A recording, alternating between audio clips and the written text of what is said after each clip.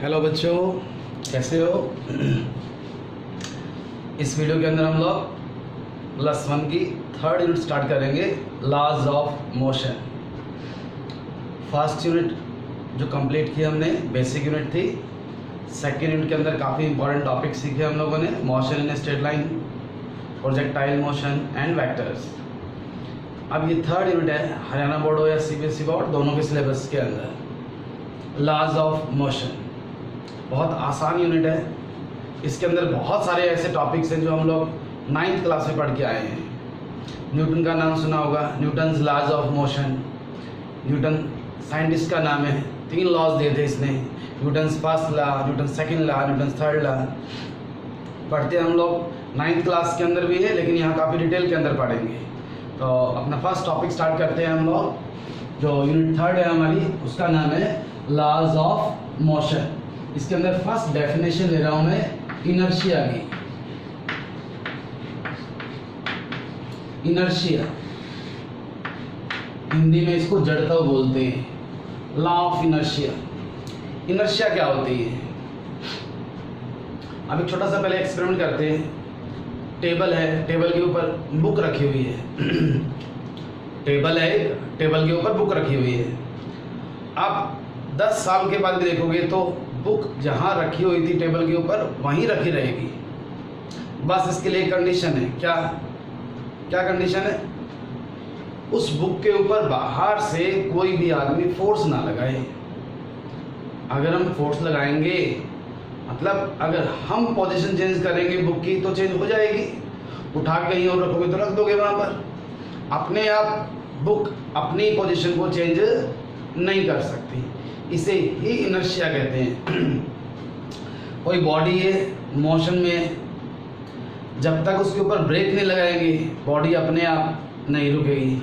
जब तक बॉडी के ऊपर कोई अपोजिंग फोर्स नहीं लगेगा, बॉडी मोशन के अंदर रहेगी। एग्जाम्पल के लिए अर्थ है, earth is rotating around the sun. पता है कितने सालों से घूम रही है, अरबों खरबों सालों से, और कब तक घूमती रहेगी ये भी नहीं मालूम। तो why is so? This is also due to inertia. तो क्वेश्चन ये उठता है, व्हाट इज इनर्शिया? कहते हैं inertia is the property of a body by virtue of which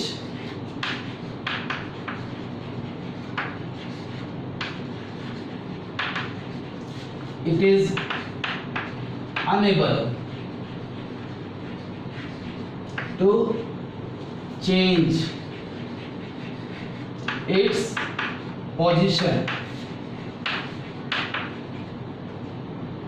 by itself।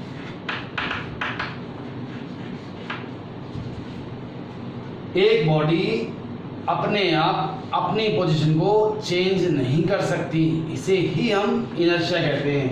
अब मैंने जैसे यहाँ बोला, it is unable to change its position by itself. Which position? Position may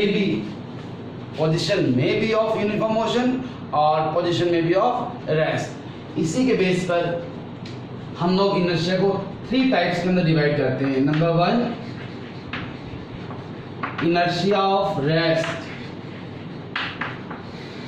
Second, inertia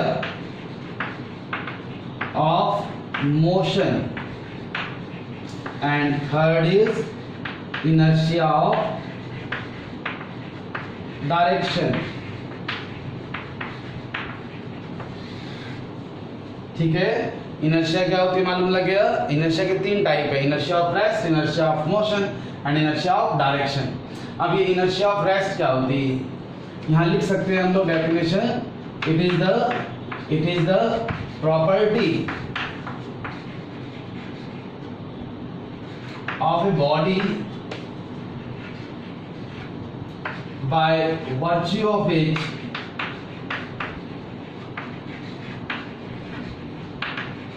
it is unable to change its state of rest until no external force is applied on it। जब तक इसके ऊपर बाहर से कोई force नहीं लगाएंगे, body की जो रेस्ट की पोजीशन है दैट विल नॉट चेंज। अब बॉडी रेस्ट में है तो रेस्ट में ही रहेगी। एग्जाम्पल जैसे मैंने दिया आपको, a book laying on the table itself, chair है, कोई बॉडी है, ए बस in rest, A truck in rest, ये सब इनर्शिया के कारण रेस्ट में रहते हैं। यहाँ 1 मार्क्स क्वेश्चन बनता है कि एक रिक्शा है और एक ट्रक है, एक रिक्शा और एक ट्रक दोनों रेस्ट में है। ट्रक को धकेलना मतलब फोर्स लगाना, फोर्स लगा के मोशन में लाना टिपिकल है, डिफिकल्ट है, लेकिन रिक्शा के लिए नहीं। Why is it so? Answer में this is also due to inertia. Inertia दोनों के पास है, फिर रिक्शा को चलाना आसान है, ट्रक को मुश्किल। वाई? बिकॉज इनर्शिया जो प्रॉपर्टी होती है, inertia is directly proportional to inertial mass of the body, is directly proportional to mass of the body. Body का जितना ज़्यादा मास होगा वो इनर्शिया ऑफ रेस्ट की प्रॉपर्टी उतनी ज़्यादा शो करेगी। और एग्जांपल देखो इनर्शिया ऑफ रेस्ट के, एक ट्री है, ट्री उसकी ब्रांचेस के ऊपर कोई फ्रूट लगा हुआ है।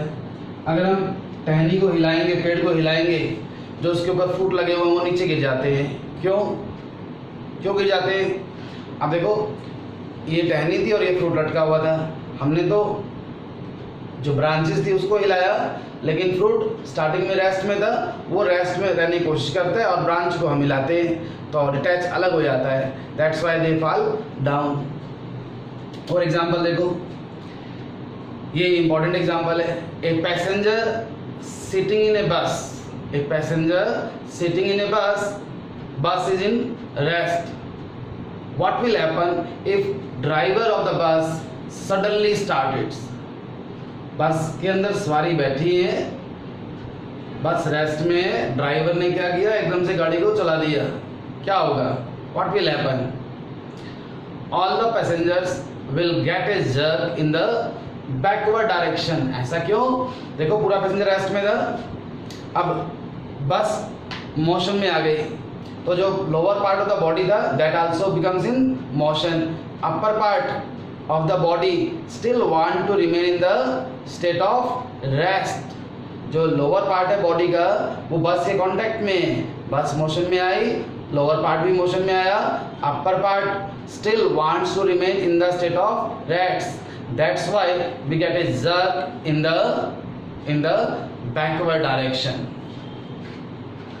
फिर inertia of motion, inertia of motion, it is the property of a body by virtue of which it is unable to change its state of यहाँ पहले रेस्ट लिखा था ना हम लोग, अब रेस्ट की जगह क्या आएगा? देखो यहाँ लिख देते हैं state of uniform motion, uniform motion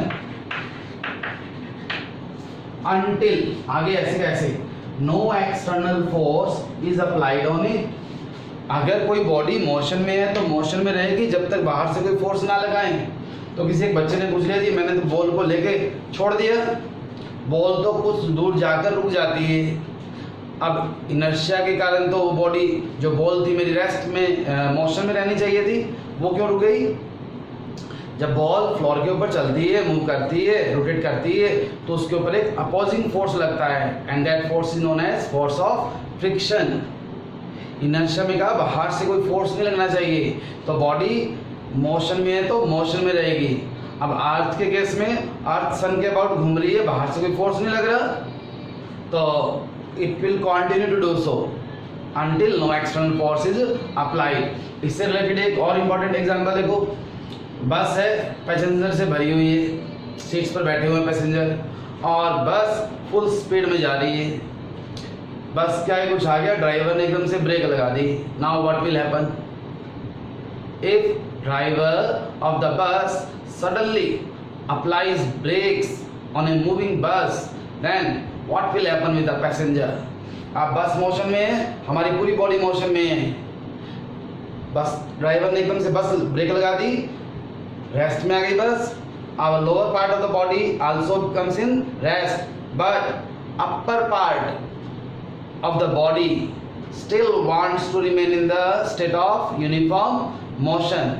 That's why we get a jerk in the forward direction. अगर चलती बस में एकदम से ड्राइवर ब्रेक लगाएगा, बस हो या गाड़ी कोई भी हो, तो आगे की तरफ धक्का लगता है, और चल रुकी हुई बस है, गाड़ी है, एकदम से स्टार्ट करेगा, then we get a jerk in the backward direction. Now third one is inertia of direction. ये क्या होती है? कहते हैं अगर बॉडी के ऊपर फोर्स ना लगाएं, मूविंग बॉडी है, अगर हम उसके ऊपर कोई बाहर से एक्सटर्नल फोर्स ना लगाएं, तो body is unable to change its direction by itself.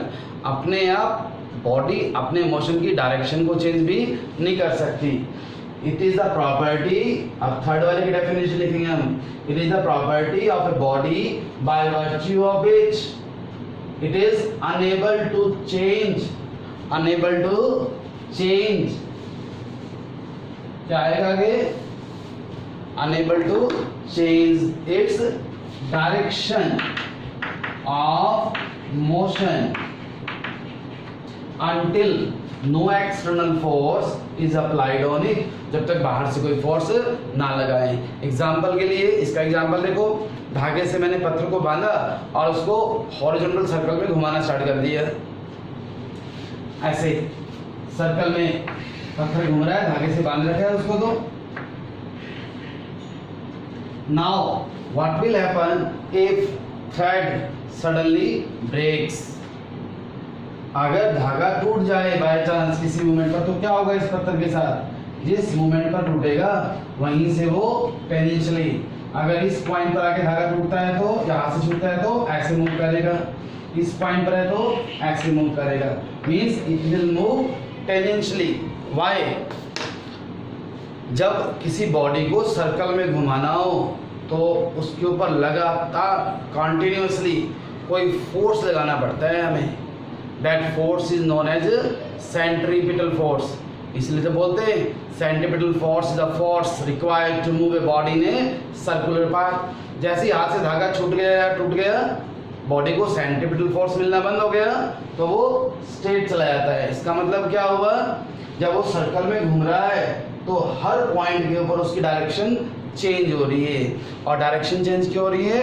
क्योंकि उसके ऊपर फोर्स लगा रहे हैं हम. जैसे ही हाथ से छूटा, फोर्स मिलना बंद हो गया, फोर्स मिलना बंद हो गया तो वो स्ट्रेट चला गया.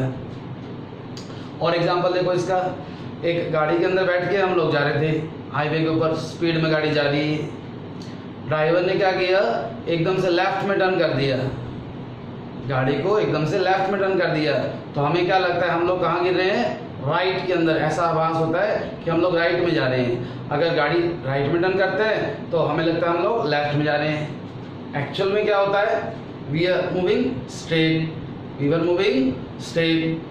Driver suddenly turn in the left direction. Our body still want to remain in the same direction. हमारी बॉडी तो अभी सीधा जाने की कोशिश करती है, लेकिन ये डायरेक्शन इसके रिस्पेक्ट में क्या है? राइट में. तो यहाँ भी हम लोग एक कॉन्सेप्ट लगा सकते हैं, this is due to inertia of direction. यहाँ कॉन्सेप्ट और भी लग सकते हैं, सेंट्रीपिटल फोर्स, सेंट्रीफ्यूगल फोर्स का, लेकिन ये वाला एग्जांपल भी यहाँ फिट होता है. इनर्शिया से रिलेटेड ही एक और कह सकते हो डेली लाइफ के अंदर काम आने वाला एग्जांपल. कभी मूविंग बस से उतरे हो नीचे, या चलती हुई ट्रेन से नीचे उतरे हो? नहीं उतरे तो उतरना भी मत. मैक्सिमम जो एक्सीडेंट्स होते हैं वो उसी दौरान होते हैं. स्कूल के, कॉलेज के स्टूडेंट्स होते हैं, चलती बस में से उतरने की कोशिश करते हैं, चढ़ते भी हैं. एक्सीडेंट होते हैं तो क्यों होते हैं? स्टॉपेज के ऊपर बस की स्पीड कम हो जाती है, बस रुकी नहीं है लेकिन स्पीड कम हो गई. अब अगर कोई आदमी बस से नीचे जंप करता है तो क्या होगा उसके साथ? वहाँ एक्सीडेंट होने का खतरा है। कारण क्या है उसका? प्लेटफॉर्म पे ट्रेन आई, स्लो हो गई, रुकी नहीं है, लेकिन कई पैसेंजर पहले ही कूद जाते हैं और फिर गिरते हैं। कारण क्या है? बस हो या ट्रेन हो, जब मूव कर रही है, स्लो चल रही हो बेशक से, जितनी स्पीड से भी चल रही है, हमारी बॉडी की वेलोसिटी भी उतनी ही है। जितनी स्पीड बस की उतनी स्पीड बॉडी की। लेकिन जैसे ही आदमी बस से या ट्रेन से नीचे जंप किया, फ्लोर पे, फर्श पे आया, ज़मीन पे आया, उसके पैरों की वेलोसिटी कितनी हो जाएगी ज़मीन पे आते ही? 0। अपर पार्ट की बॉडी वेलोसिटी तो है अभी जितनी बस की थी या ट्रेन की थी। नीचे वाले पार्ट की वेलोसिटी 0, अपर पार्ट की कुछ वेलोसिटी है। तो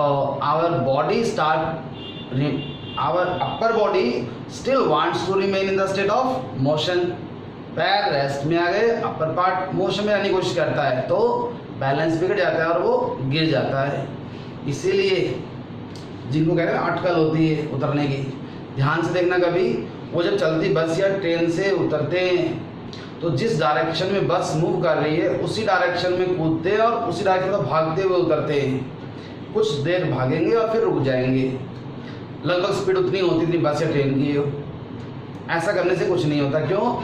नीचे उतरते ही हमारे पैर तो रेस्ट में आए नहीं, मोशन में, बॉडी मोशन में थी, तो कोई प्रॉब्लम नहीं है।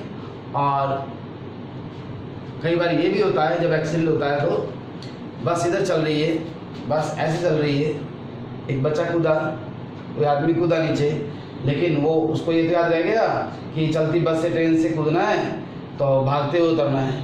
बस जा रही थी इस तरफ और वो इस तरफ, तो रिलेटिव वेलोसिटी का कॉन्सेप्ट, उसकी वेलोसिटी की तो और ज़्यादा हो गई, अनबैलेंस हो गया बिल्कुल ही, तो वो गिरेगा ही गिरेगा। वहाँ एक्सीडेंट होते हैं। तो कोशिश ये रहनी चाहिए, चलती बस ट्रेन से तो उतरना ही नहीं चाहिए, लेकिन फिर भी उतरो तो अपनी फिजिक्स यही कहती है जिस डायरेक्शन में व्हीकल मूव कर रहा है उसी डायरेक्शन के अंदर आपका फेस हो, उसी डायरेक्शन के अंदर मूव करते हुए उतरोगे। समझ में आ गया? और इसको कॉपी के ऊपर नोट डाउन करो आपने। इसके बाद आते हैं न्यूटन के लॉ। इस यूनिट के अंदर है क्या? एक टॉपिक आएगा न्यूटन्स फर्स्ट लॉ, नाम था यूनिट का लॉज ऑफ मोशन। बेसिकली हमको 3 लॉज करने हैं, first law, second law, third law. First law के अंदर इनर्शिया की जरूरत पड़ती है, इसलिए पहले इनर्शिया को एक्सप्लेन किया। अब ले रहे हैं हम लोग Newton's first law of motion. क्या होता है Newton's first law of motion? Newton के फर्स्ट लॉ को हम लोग लॉ ऑफ इनर्शिया भी बोलते हैं। Law of inertia, Newton's first law of motion.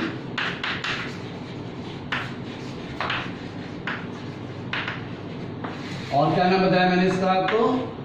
Law of inertia. तो जो डेफिनेशन इनर्शिया की थी वही इसकी हो गई। It states that a body will not change its state of rest or of uniform motion until no external force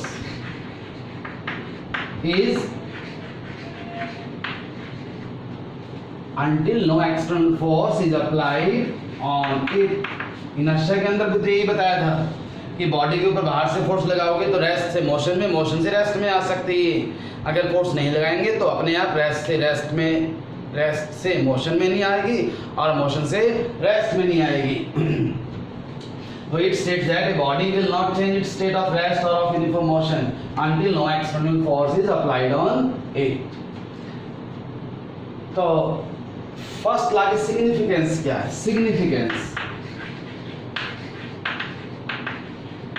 significance of Newton's first law. Significance word का meaning होता है महत्व। जो हम लोग न्यूटन का फर्स्ट लॉ पढ़ रहे हैं वो क्या सिग्निफाई करता है, क्या बताता है अपने को। फर्स्ट लॉ ने बताया अपने को फोर्स है क्या भला, फोर्स होता क्या है, कैसे बताया। फोर्स लगाओगे किसी बॉडी पे तो उसकी स्टेट चेंज होगी, रेस्ट से मोशन में आ सकती है, मोशन से रेस्ट में। तो मीन्स इट, 1 मार्क्स से पूछते हैं, इट डिफाइंस फोर्स। छोटी क्लास में आता है व्हाट इज फोर्स, 2 वर्ड में आंसर देते हैं, पुश और पुल, दैट इज फोर्स। किसी को धकेलना या खींचना वही फोर्स होता है। लेकिन यहाँ थोड़ा लेवल बढ़ गया हमारा, डेफिनेशन को भी खींच लेते हैं, मीनिंग तो वही निकलेगा। कैसे? Force is an external agent, बाहरी तत्व। Force is that external agent which when applied on a body, मैं लिखता हूं साथ, किसकी डेफिनेशन लिख रहा हूं यहां पर, फोर्स की।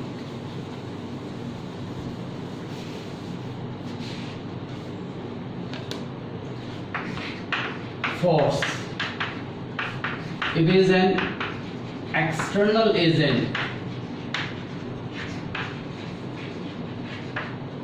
which when applied on a body changes or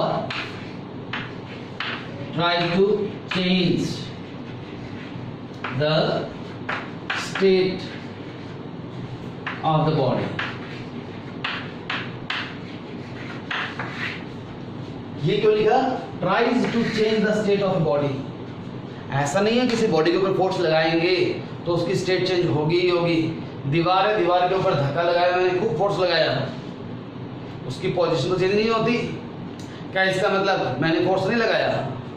force तो लगाया लेकिन पोजीशन चेंज नहीं हुई। इसलिए तो लिखते हैं that external agent which when applied on a body changes or tries to change the state of the body. मालूम लग गया फोर्स क्या होता है, न्यूटन्स फर्स्ट लॉ क्या होता है, इनर्शिया क्या होती है, इसकी डिफरेंट टाइप्स क्या है, इसको नोट डाउन करो। नेक्स्ट वीडियो के अंदर हम लोग लेंगे मोमेंटम, मोमेंटम की detail and Newton's second law and third law, उसको कवर करेंगे हम लोग। Thank you.